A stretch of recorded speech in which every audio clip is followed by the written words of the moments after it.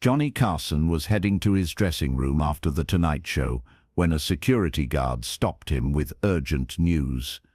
There was a dying fan in the lobby who had traveled 2,000 miles just to meet him. Johnny had 5 minutes before his car arrived, but what happened in those 5 minutes would haunt and inspire him for the rest of his life. It was Thursday, March 22nd, 1984.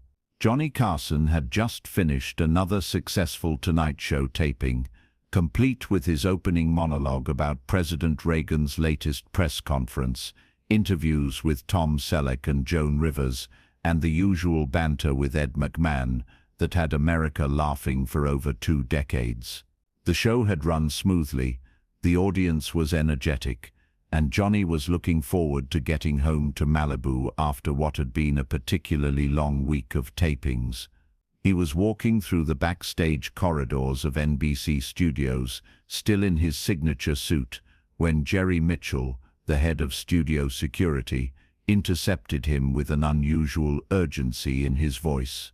"Mr. Carson," Jerry said, slightly out of breath from hurrying to catch up with him.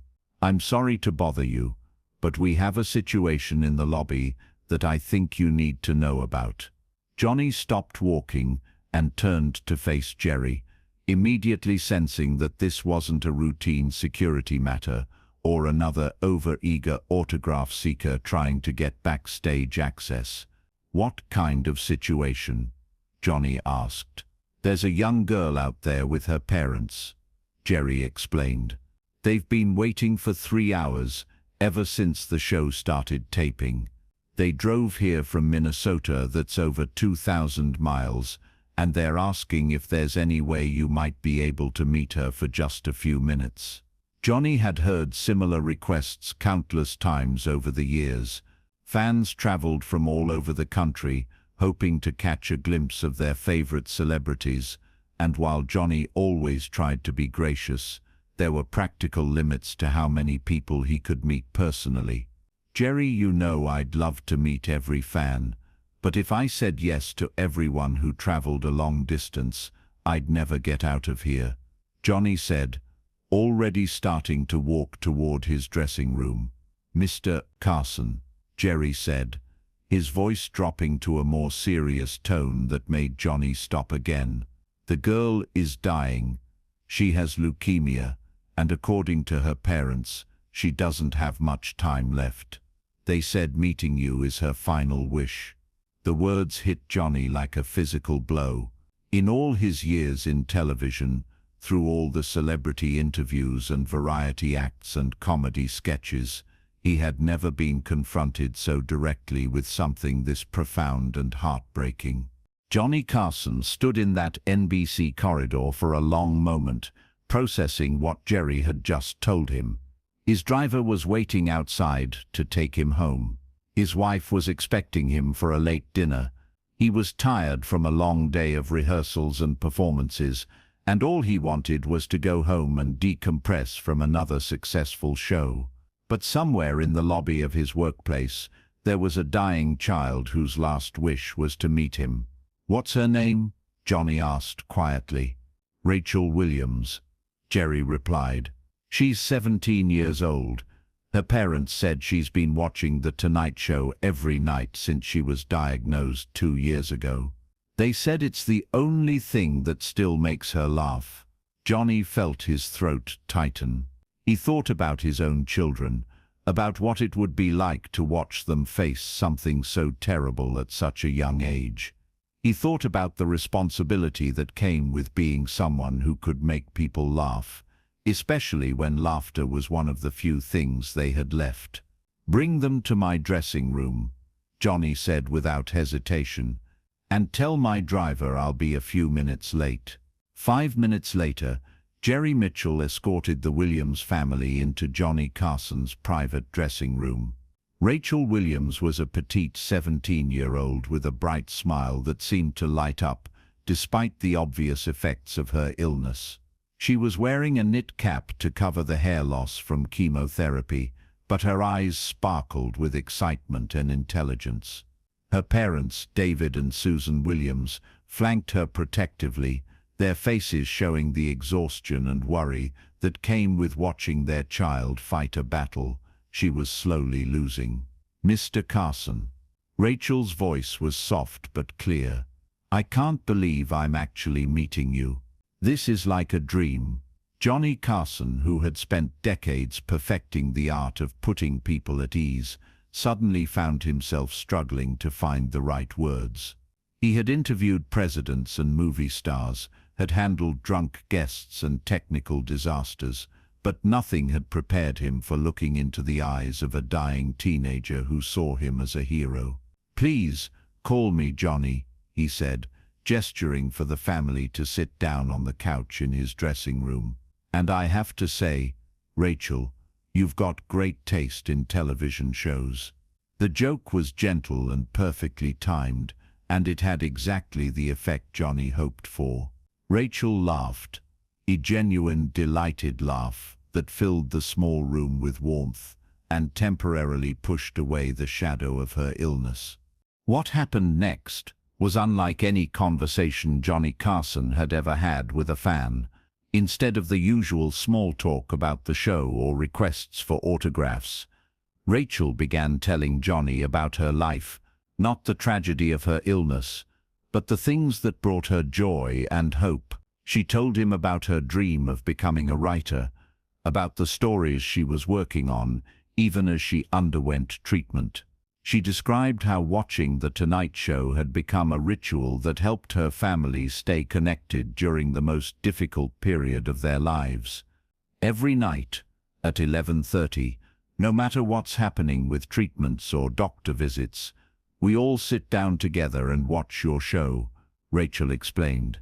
It's like having a friend visit us every night, someone who reminds us that there's still laughter and goodness in the world. Johnny listened with complete attention, asking questions about her writing and her family, treating her not as a sick child to be pitied, but as an intelligent young woman whose thoughts and dreams mattered. He asked to see some of her writing, and Rachel shyly pulled out a notebook filled with short stories and poems. As Johnny read through a few pages, his expression grew increasingly amazed. Rachel's writing was sophisticated, thoughtful, and filled with insights that seemed far beyond her 17 years. Her stories dealt with themes of hope, resilience, and finding meaning in the face of adversity, all written with a maturity and grace that took Johnny's breath away. "Rachel," Johnny said, looking up from her notebook, "this writing is extraordinary. Have you ever thought about submitting these stories for publication?" Rachel's face flushed with pride and embarrassment. "Oh, I don't know if they're good enough for that. They're just something I do to pass time during treatments." Johnny Carson set down the notebook and looked directly at Rachel, his famous smile replaced by an expression of complete sincerity. "I want you to listen to me very carefully," he said. "You have real talent. The kind of talent that could touch people's lives and make a difference in the world. These stories deserve to be read, and I think I might be able to help make that happen." Rachel's parents exchanged glances, not sure what Johnny meant, but sensing that something significant was occurring. "Would you be willing to let me share some of your writing with a friend of mine who works in publishing?" Johnny asked. "I can't make any promises, but I think people need to read what you've written." Rachel nodded eagerly, tears beginning to form in her eyes. "That would be amazing, Johnny. But even if nothing comes of it, just having you read my stories and say they're good, that's more than I ever dreamed possible." Johnny stood up and walked to his desk, pulling out a piece of Tonight Show letterhead. He wrote down his personal address and handed it to Rachel's father. "I want you to send me copies of everything Rachel writes," he told David Williams, "and I want you to stay in touch and let me know how she's doing. Rachel, you've got my word that your stories are going to be read by a lot more people than just me." After the Williams family left that night, Johnny Carson did something that no one in his professional circle ever knew about. He spent the next several hours reading through every story and poem in Rachel's notebook, and then he began making phone calls.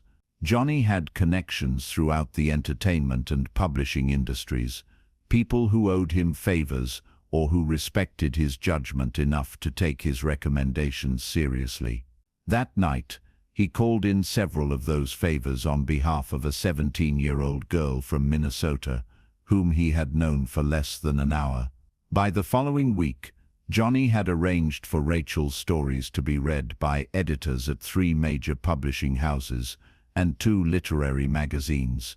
More importantly, he had convinced his friend Margaret Foster, a literary agent known for discovering new talent, to take a serious look at Rachel's work.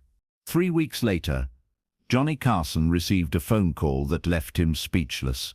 Margaret Foster was calling to tell him that she wanted to represent Rachel Williams and that she had already received interest from a publisher who wanted to create a collection of Rachel's stories.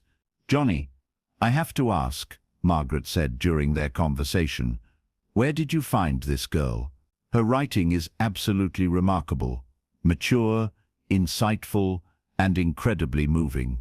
She has the kind of voice that comes along maybe once in a generation." Johnny felt a surge of pride and joy that surprised him with its intensity. "She found me, actually. And Margaret, there's something you need to know about her situation." When Johnny explained Rachel's condition, Margaret's response was immediate and decisive. "We're going to fast-track this project.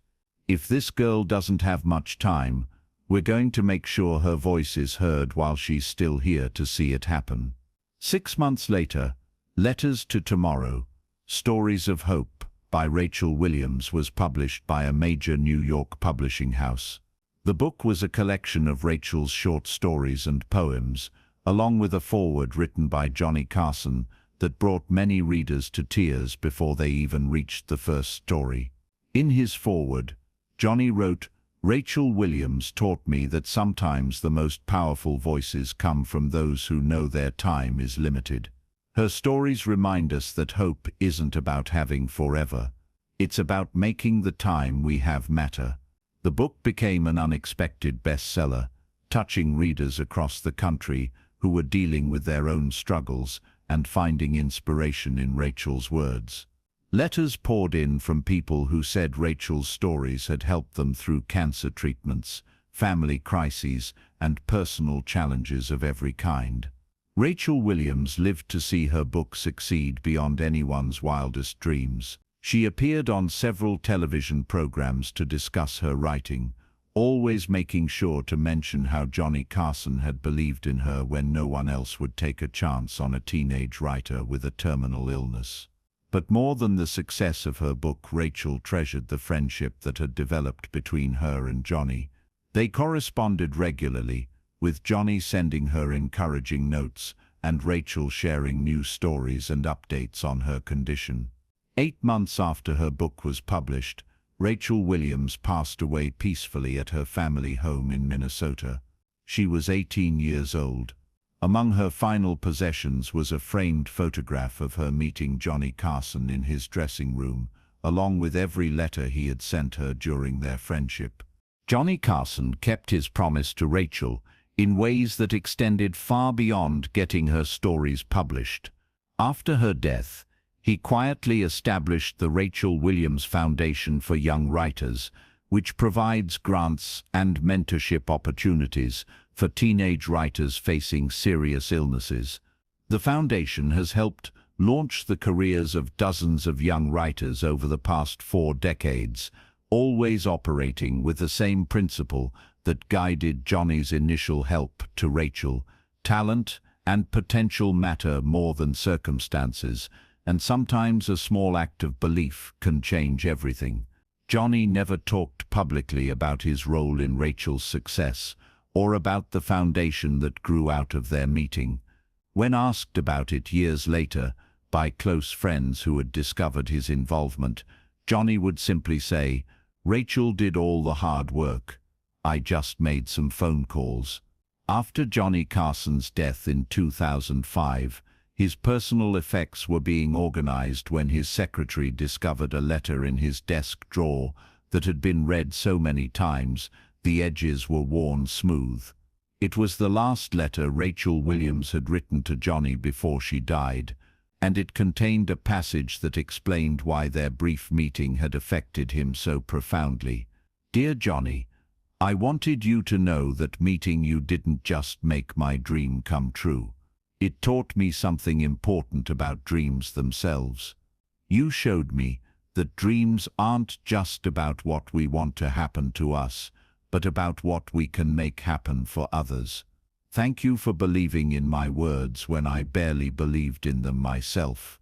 I hope someday I can help someone else the way you helped me." Today, Rachel Williams' book, Letters to Tomorrow, is still in print and continues to find new readers who need her message of hope and resilience. The Rachel Williams Foundation has expanded beyond its original mission, now providing support for young people facing any kind of serious challenge who want to express themselves through writing. But perhaps the most lasting impact of that 5-minute meeting in Johnny Carson's dressing room is something that can't be measured. The reminder that sometimes the most important thing a person can do is simply believe in someone else's potential, especially when that person is facing their darkest hour. Johnny Carson spent 30 years entertaining millions of people, but his 5 minutes with Rachel Williams might have been the most important performance of his career. Not because he was performing at all, but because he stopped performing and simply became a human being who cared about another human being's dreams. There's a plaque in the lobby of the Rachel Williams Foundation that reads, "In memory of a young writer whose words continue to inspire, and in honor of Johnny Carson, who proved that sometimes the greatest gift we can give someone is the belief that their voice matters." That March night in 1984, Johnny Carson thought he was just meeting a fan for a few minutes before going home. Instead, he discovered that being famous meant having the power to change lives, and that the most important conversations sometimes happen not in front of cameras, but in quiet moments when one person chooses to see the potential in another. Rachel Williams' final wish was to meet Johnny Carson. What she received was something much more valuable, someone who believed in her dreams and had the power to make them come true. And what Johnny received in return was a reminder that his true legacy wouldn't be measured in ratings or awards, but in the lives he touched when the cameras stopped rolling. If this incredible story of dreams fulfilled and lives changed moved you, make sure to subscribe for more amazing true stories about the moments when celebrities use their influence to change lives. Share this video with someone who needs to be reminded that their voice and dreams matter, and let us know in the comments about a time when someone believed in you when you needed it most.